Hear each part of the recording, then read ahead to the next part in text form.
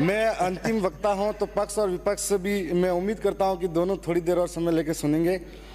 साहब, जब बजट पेश हो रहा था तब हम लोग नए सदस्य भी हैं और कम उम्र के भी हैं, बड़ी उम्मीद के साथ में इस बजट के लिए आए थे। लेकिन जब बजट पूरा सुना ध्यान से, दरियावद विधानसभा का जिक्र तक नहीं हो रहा था, तब काफ़ी मन व्याकुल था। फिर सोचा कि किरदार तो बदलते गए लेकिन नाटक वही पुराना चल रहा है। माननीय अध्यक्ष महोदय, बजट में जिक्र था पानी, बिजली, सड़क, विकास, और इस बार जो ये गर्मी के दिन निकले थे, मेरी विधानसभा के अंदर इस तरह के हालात बने हुए हैं कि कहीं कहीं ऐसा इलाका है जहां पर 1-1, 2-2 किलोमीटर तक पानी के लिए दूर दूर तरसना पड़ता है। कोई पानी की व्यवस्था नहीं है। साथ में बिजली की बात करें तो बिजली का आलम यह है कि क्षेत्र के अंदर में सिर्फ पूरे राजस्थान का यह हाल है कि कब बिजली जा रही है, कब आ रही है, कोई पता नहीं है। और शहरों के अंदर तो बिजली दिन में 24 घंटे भी देते हैं, लेकिन गांव के अंदर पता नहीं इंसान रहते हैं या नहीं रहते हैं, इसलिए गांवों के अंदर बिजली नहीं देते हैं। 2 से 3 घंटा बिजली मिलती है। रात इतनी परेशानी, 4-4 महीने का, 3-3 महीने का बच्चा पूरी रात रोता है, उसकी माँ को कहता है, और माँ बाप सोच नहीं पाते हैं। किसान रोता है कि खेत तक जाए और पीछे से वापिस बिजली कट जाती है। यह आलम बिजली का है। माननीय अध्यक्ष महोदय, मैं सड़क की बात करूं तो हमारे साथ इस तरह का धोखा हुआ है कि आज़ादी के आज 75-76 वर्षों बाद भी मेरी विधानसभा के ऐसे कई इलाके हैं जहां पर आज भी रोडें नसीब नहीं है उन लोगों को, और आज इस बजट में हमारे इस तरह का कोई नाम तक नहीं आया। सड़क की बात करें तो बारिश के टाइम पे बहुत सारे गांव ऐसे इलाके में बसते हैं जहां पर अगर पानी आ जाता है, नाला भरा रहता है, तो उसको कोई मरीज बीमार हो जाता है, उसको इंतजार करना पड़ता है कि उस नाले को पार करो, पानी नीचे जाएगा तब। ये हालात बने हुए हैं। और एक विकास के नाम पर आदिवासियों के साथ में बहुत बड़ा धोखा हुआ। मैं बजट के बारे में बड़ी उम्मीदें लेकर बैठा था, न सड़क के लिए, न बिजली के लिए, न पानी के लिए कोई बड़ी व्यवस्था हुई।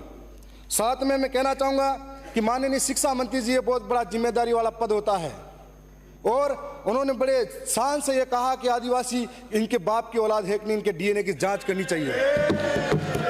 तब मैं ये कहना चाहूँगा, ये बजट का पार्ट नहीं। माननीय अध्यक्ष महोदय, बजट का पार्ट नहीं है। बजट पे बोलिए। मैं ये कहना चाहूँगा, माननीय साहब बजट पे बोलिए। मैं बजट पे ही आ रहा हूँ। ये बजट पे नहीं, आ जाइए, 3 मिनट ही है आपके पास। माननीय अध्यक्ष महोदय, मैं ये कहना चाहूंगा कि एक जिम्मेदारी वाले पद पर उनको आदिवासी अंचल के अंदर शिक्षा की व्यवस्था कैसी है, इस व्यवस्था की तरफ झांकना चाहिए था। हम लोगों ने मांग की थी कि 45-50 किलोमीटर दूर दूर तक मेरे भाई, मेरे जैसे नौजवान, मेरी बहनें जिनके लिए महाविद्यालय नहीं है उस क्षेत्र के अंदर 45-50 किलोमीटर दूर दूर तक महाविद्यालय के लिए जाना पड़ता है। एक महाविद्यालय है जिसके अंदर 80 सीटें हैं, उनको बढ़ाने के लिए मैंने पीजी के लिए बात रखी थी, नहीं कर पाए। और आज ये आलम है कि हम लोग आर्थिक रूप से सक्षम नहीं हैं। पढ़ने वाला नौजवान प्राइवेट स्कूलों की फीस भरने के लिए अहमदाबाद, बंबई, गुजरात तक मजदूरी करने जाता है। तो ऐसी स्थिति में हमने कॉलेज की मांग करी थी, बालिका महाविद्यालय की मांग करी थी, हमने नर्सिंग कॉलेज की मांग करी थी। हमारे क्षेत्र के अंदर किसान बहुत सारे हैं जिनके पास नॉलेज अच्छा है, लेकिन किसान कृषि महाविद्यालय नहीं है। आज इस क्षेत्र के अंदर हम लोग इसीलिए कहना चाहते हैं कि आदिवासी को गाली देना आसान है, लेकिन उनकी समस्या समझने को तैयार नहीं है। आदिवासी इलाके के अंदर आपने, सरकार ने 100 स्कूलें, कर्मोन्नत और 50 विद्यालय नए खोलने की बात कही है। मेरे वहाँ पर ऐसे कई महाविद्यालय हैं जिनकी स्थिति यह है कि जर्जर भवन हो रहे हैं। जिंदगी हाथ पे लेकर बच्चे स्कूल के अंदर बैठते हैं, कोई पेड़ के नीचे पढ़ाई कर रहा है, और इस स्थिति के अंदर हम ये सोचते हैं, उम्मीद थी कि इस बार नए स्कूल कर्मोन्नत भी होंगे और नए हमको भवन भी मिलेंगे। आज जो देश का निर्माण करने वाला बच्चा है, आने वाला भविष्य है, उसके लिए शिक्षा की कोई व्यवस्था नहीं है। इस तरीके से हमारे साथ बहुत बड़ा अन्याय और धोखा होता जा रहा है। अगर बजट सत्र के अंदर बहुत बड़ी उम्मीदें थी, और साथ में जो खाद बीज की बात किसानों के साथ की जाती है, अभी हाल ही में बीज दिया गया था। ऐसी स्थिति थी कि 30% लोगों को बीज बांटा गया, 70% को नहीं मिला, और आपस में गांव में लोग लड़ाते रह गए और जनप्रतिनिधियों के साथ गाली गलौज करने पे उतर गए। हर साल किसानों के साथ में कालाबाजारी होती है खाद के नाम पर, और हर साल खाद के नाम पर कालाबाजारी के अंदर ये जो कंपनियां हैं, इन कंपनियों के मार्फत से किसानों को जो नहीं चाहिए वो भी जबरन थोपा जाता है। साथ साथ में इस तरीके की कंपनियों पे भी कार्रवाई होनी चाहिए। इको पॉइंट और हमारे क्षेत्र के अंदर 2 बार किसानों ने बड़े आंदोलन इसी वजह से किए थे और कई किसानों पे मुकदमे हुए थे। हाल ही में एक हमारी ग्राम पंचायत सियार थी, वहां पर लोगों को लगा कि ये निःशुल्क है, बांटने के लिए आया गया है, तो लोग चढ़ गए और लेके चले गए। उनकी स्थिति ऐसी पैदा होगी, सब पे मुकदमे लगे लूट मार के।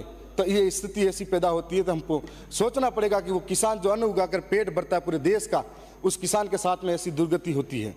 माननीय अध्यक्ष महोदय, ट्राइबल क्षेत्र के अंदर हम अगर शिक्षा की फिर भी बात करें तो हमारे इलाके के अंदर जो 12वीं 11वीं कक्षाएं हैं उनके अंदर व्याख्याताओं की कमी है, कोई पढ़ाने वाला नहीं है।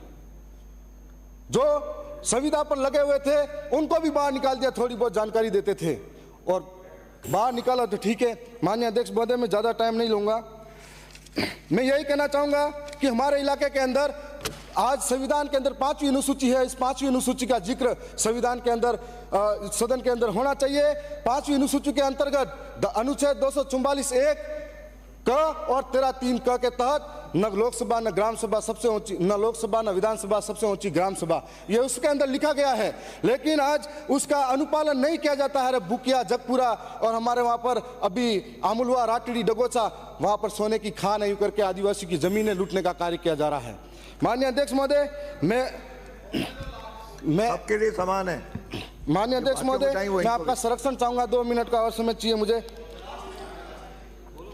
महात्मा गांधी नरेगा कार्य वालों के अंदर लेबर को जो पेमेंट दिया जाता आज कम है। हम लोग दाल, मिर्ची और सारी चीजें महंगी होती जा रही है, तो आज इनके लिए लेबर का पेमेंट जो बढ़ाया जाए और नरेगा के जो मेड है उनके लिए स्थायी पहचान। मैं लास्ट 1-2 लाइनें कह के समाप्त कर रहा हूँ। देखो मुझे कि जनता की आवाज सुनो, जनता है नाराज सुनो, कल तक जो खामोशी थी चीख रही है आज सुनो, क्रांति का आगाज सुनो, गिरने वाली गाज सुनो, सहा बहुत है अब तक हमने बदल रहा अंदाज सुनो, जनता का है राज सुनो, जनता ही सरताज सुनो, बने रहोगे कब तक हमारे जनता की आवाज सुनो। मैं इतना ही कहूंगा। मैं ये कहूंगा कि जब शिक्षा मंत्री डीएनए की बात करते हैं तो इस देश के अंदर हम ये कहना चाहेंगे, सदन की बैठक हम हमारे डीएनए दिनांक 15 जुलाई 2024 के प्रातः 11 बजे तक के लिए स्थगित की जाती है।